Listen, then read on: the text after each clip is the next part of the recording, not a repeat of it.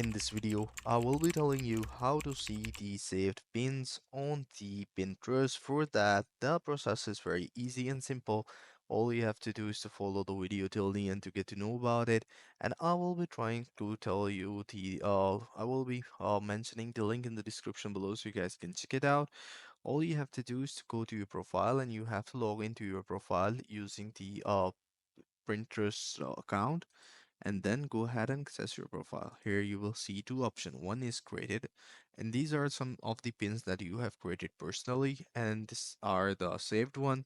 So if you click on the saved pins, you will be redirected to this option. If you have organized your pin like I have, so you guys can simply go ahead and click on the any of the boards that you want to access.